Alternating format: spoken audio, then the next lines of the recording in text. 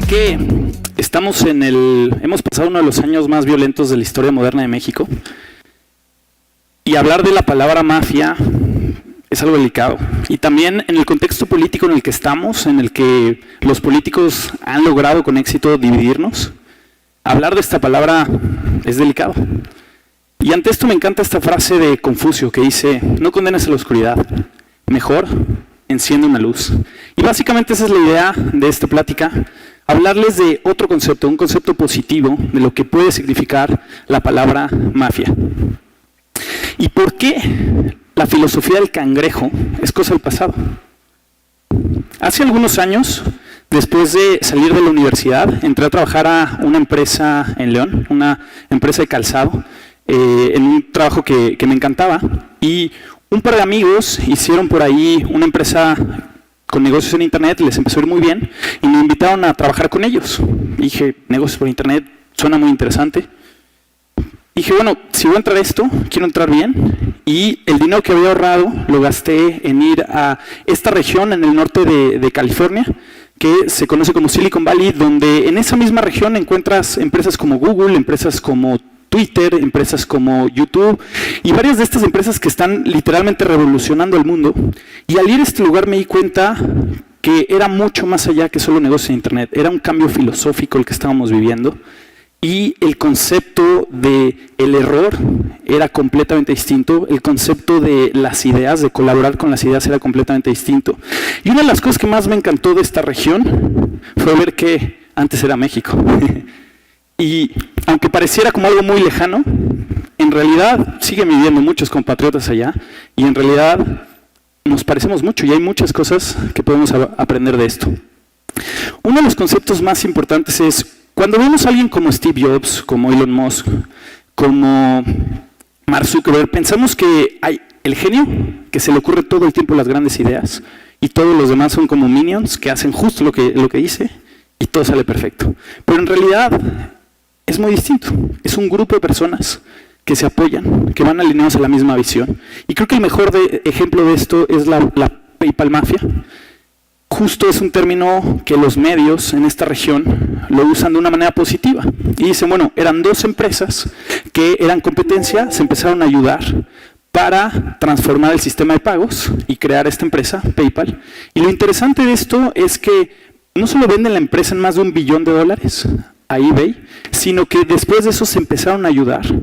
3 de ellos hicieron YouTube, uno de ellos fue el primer inversionista de Facebook, otro de ellos es nada más y nada menos que Elon Musk, otro es el fundador de LinkedIn y varias empresas más, y han logrado lo que Endeavor llama como el efecto multiplicador, donde entre ellos se apoyan, generan un gran efecto, cambian al mundo, y después con ese éxito, ese conocimiento, ese dinero, siguen haciendo más efecto, siguen invirtiendo, creando más empresas y apoyando, y literalmente cambiando al mundo. Ahora, seguramente ustedes me van a decir, oye, pero esto es Estados Unidos, o sea, ¿qué tiene que ver con nosotros? Suena muy lejos. ¿Qué ejemplo podría haber de algo más cercano? Y creo que es la mafia del cine mexicano. En los últimos 6 años han ganado 5 mexicanos, han ganado, ellos 3, han ganado como mejores directores. Han logrado romper récords que ni Steven Spielberg, que ni James Cameron, ni ningún otro americano ha logrado. Casos como el Chivo Lubeski, que ha ganado 3 años seguidos como mejor fotógrafo. ¿Y por qué? Porque se han ayudado, han entendido el valor de ayudarse, y también han entendido el valor de pensar diferente, el valor de complementarse y todo este tipo de cosas. Ahora, sé que con esto ustedes me pueden decir, bueno, ellos siguen estando en Hollywood, sigue siendo Estados Unidos. ¿Cómo aplicamos eso en México para hacer un cambio verdadero? Y creo que el mejor ejemplo de esto lo vemos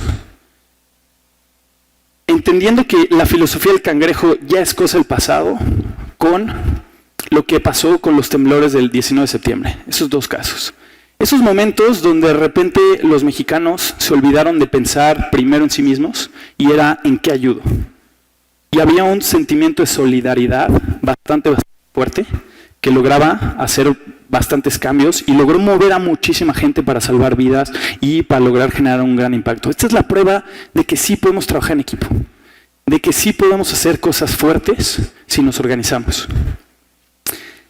Y aquí uno de los aprendizajes es, si hay un gran sueño, estamos bajo presión o pasa un gran reto que nos lleva a una cierta crisis, eso nos forza o nos va a forzar a trabajar en equipo. ¿Y qué podría pasar de esto en el futuro?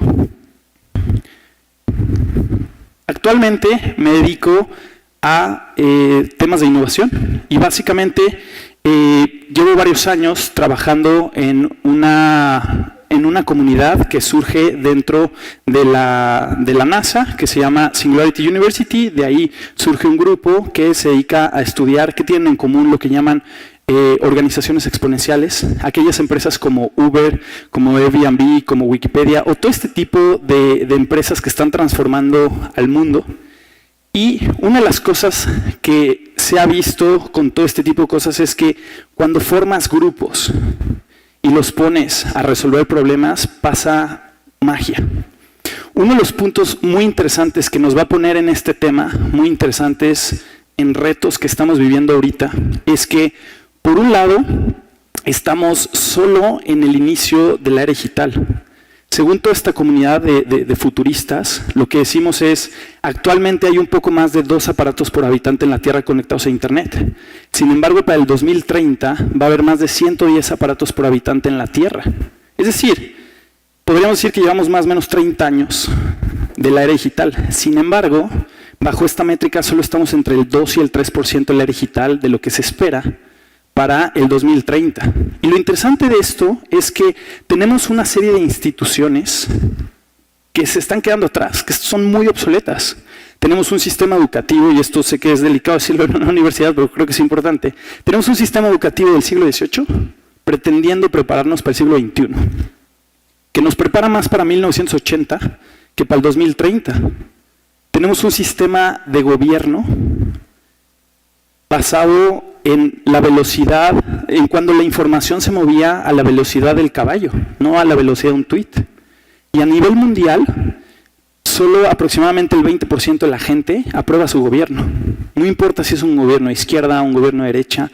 ¿Y esto por qué está pasando? Porque tenemos un sistema de gobierno de hace siglos pretendiendo solucionar problemas del siglo XXI.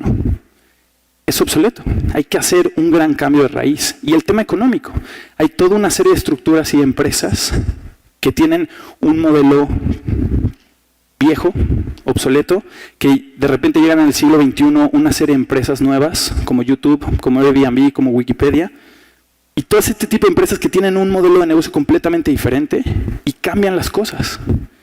Y las empresas tradicionales les cuesta mucho trabajo adecuarse. Y eso es un gran reto. Es un gran reto que les va a tocar vivir a todos ustedes. Ya no es como antes, como era la vida de tus abuelos, era la vida de tus padres y va a ser tu vida.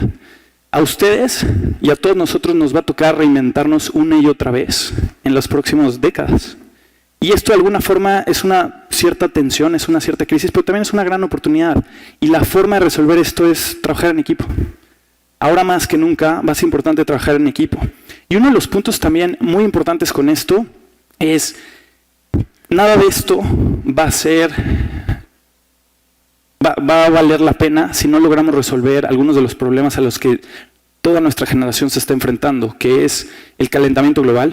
Tenemos 12 años para lograr bajar al menos el 50%, a más del 50% las emisiones de CO2. Si no cambiamos cómo vivimos, no va a servir de nada pensar en el trabajo, pensar en las empresas, pensar en el tema educativo, si no hay un planeta que sea habitable para nosotros como humanos.